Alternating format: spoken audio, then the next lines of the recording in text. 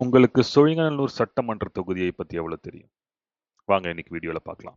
சோழிங்கநல்லூர்ல 22 ward இருக்கு. சோழிங்கநல்லூர், இஞ்சம்பாக்கம், நீலாங்கரை, பாலவாக்கம், பெருங்குடி, மடிப்பாக்கம், கொட்டிவாக்கம்னு 20 வார்டுகள் இருக்கு. சோழிங்கநல்லூர்ன்ற கான்ஸ்டிடியூவன்ட் அசெம்பிளி, அதாவது சட்டமன்ற தொகுதி 2007ஆம் ஆண்டு உருவாக்கப்பட்டது. வோட்டர்ஸ்ன்னு பார்த்தீங்கன்னா ஒரு 3 லட்சம் பேர் இருந்திருக்காங்க 2011ல.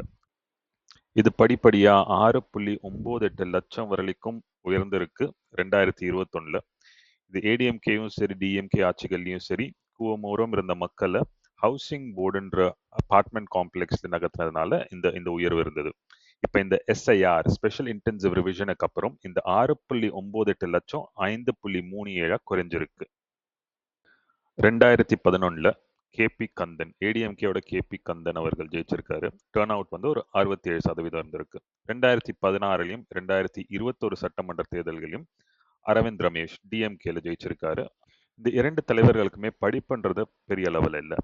இந்த 2026 சட்டமன்ற தேர்தலில் நிற்கக்கூடிய கேண்டிடேட்ஸ் ஓட சொத்து மதிப்பு, படிப்பு, மற்ற விஷயங்கள்ல இனி வர வீடியோக்கள்ல பார்க்கலாம்.